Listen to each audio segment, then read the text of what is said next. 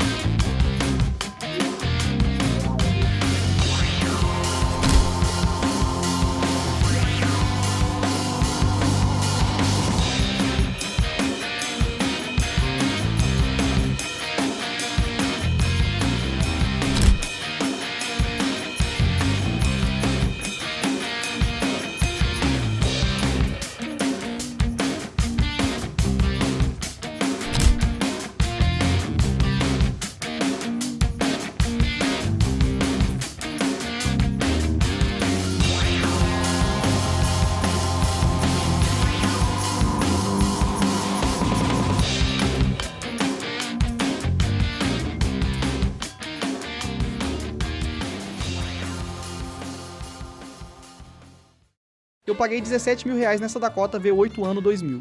E sendo bem sincero, naquele momento parecia uma péssima ideia. Porque quando eu vi essa caminhonete pela primeira vez de perto, não tinha nada ali que justificasse esse valor. A lataria estava completamente castigada pelo tempo, ferrugem espalhada por praticamente todos os painéis. A pintura já não existia mais, era só uma mistura de tinta queimada com metal exposto. Mas para entender por que eu comprei isso, você precisa entender o que essa caminhonete representa. A Dodge Dakota sempre foi uma caminhonete diferente. Ela não é do tamanho de uma Ram, mas também não é pequena como uma S10 ou Ranger. Ela fica exatamente no meio. E no ano 2000 ela vinha com um motor que chamava muita atenção. Um V8 Magnum 5,2 litros. Um motor grande e forte, com muito torque. Feito para quem queria uma picape com comportamento mais agressivo. Na época isso era algo raro aqui no Brasil. A maioria das picapes era diesel, focada em trabalho. Mas a Dakota V8 era outra proposta. Era força, barulho, presença. Só que com o tempo, muitas dessas caminhonetes foram abandonadas. O consumo alto afastou muita gente, peças começaram a ficar difíceis, e quando dava problema, muita gente preferia largar do que arrumar. E foi exatamente isso que aconteceu com essa aqui. Pelos sinais que a gente encontrou, essa Dakota ficou parada por anos, talvez mais de uma década. O interior estava destruído, bancos rasgados, forro comprometido, e aquele cheiro clássico de carro abandonado. Por baixo, a situação era ainda pior, suspensão travada, parafusos completamente oxidados, peças que simplesmente não saíam mais. E aí veio a primeira dúvida real. Será que isso aqui ainda tinha salvação? Porque uma coisa é pegar um carro velho, outra coisa é pegar um carro que já foi praticamente descartado. E essa Dakota já tinha sido descartada. Mas mesmo assim eu decidi levar para a oficina. E foi aí que o projeto realmente começou. A primeira etapa foi simples, desmontar tudo. E foi nesse momento que a realidade começou a aparecer. Cada parafuso que a gente tirava era uma luta. Cada peça removida revelava mais ferrugem escondida. A estrutura da dianteira estava comprometida. Algumas partes da caçamba tinham pontos de corrosão avançada. E o chassi, apesar de ainda estruturalmente viável, precisava de atenção. Não era só estética, era estrutural. Mas o ponto mais crítico ainda estava por vir. Quando começamos a limpar o cofre do motor, a gente percebeu algo que não dava para ignorar. Algumas partes estavam muito mais deterioradas do que o normal, como se o tempo tivesse sido ainda mais cruel ali. E naquele momento eu pensei seriamente em parar, porque não era só colocar um motor e pintar, era reconstruir. Mas aí entra uma coisa que todo projeto desses tem, a decisão. Ou você desiste, ou você vai até o final. E eu decidi ir até o final. A gente começou com limpeza pesada, espuma, água, remoção de sujeira acumulada por anos. Depois disso, veio o processo mais importante, eliminar a ferrugem, corte das partes comprometidas, tratamento das áreas mais críticas e preparação para a reconstrução. Nada de maquiagem, tudo feito do jeito certo. Com a estrutura recuperada, veio a solda, refazer partes da lataria, corrigir imperfeições, devolver rigidez ao que estava comprometido. Depois disso, desbaste, lixar, nivelar, ajustar, cada detalhe sendo corrigido aos poucos, sem pressa. E aí veio uma das fases mais satisfatórias, o jato de areia. Quando você vê um carro desse, todo coberto de ferrugem, de repente ele volta a ser metal puro. É como se você estivesse voltando no tempo. Ali, pela primeira vez, a Dakota começou a mostrar potencial. Depois disso, massa. Apenas onde precisava, nada exagerado. só o suficiente para corrigir imperfeições, lixamento fino, preparação, até chegar no momento chave, primer.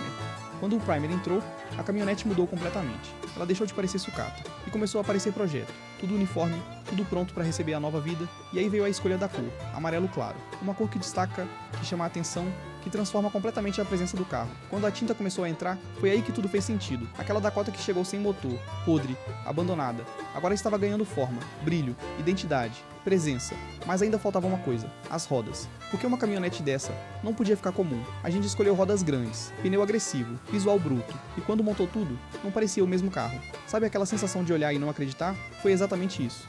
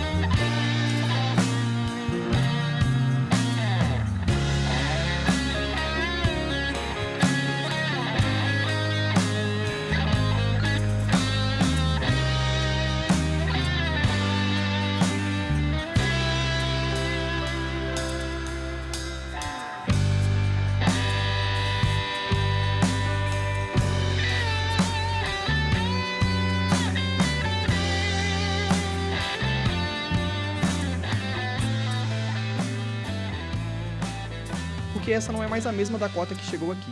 Aquela caminhonete sem motor, podre, abandonada, que parecia não ter mais volta, simplesmente deixou de existir. No lugar dela, agora tem uma V8 pronta para qualquer coisa. Lataria alinhada, pintura brilhando, cada detalhe feito com calma e, o mais importante, com identidade. Mas o que mais impressiona não é nem o resultado final, é lembrar de onde isso aqui saiu. Porque se você voltar lá no começo, isso aqui era sucata, e não é força de expressão, era literalmente um carro descartado. E é aí que você percebe uma coisa, não é só sobre carro, é sobre visão. Porque qualquer pessoa olharia para isso aqui e veria problema, ferrugem, prejuízo, dor de cabeça. Mas se você olhar diferente, você vê potencial. E foi exatamente isso que aconteceu com essa Dakota. E agora eu quero saber de você. Se fosse você, teria comprado esse carro por 17 mil ou teria passado longe? Comenta aqui embaixo que eu quero saber. E se você curte esse tipo de transformação, já se inscreve no canal, porque ainda tem projeto muito mais absurdo vindo por aí. E essa Dakota, isso aqui, foi só o começo.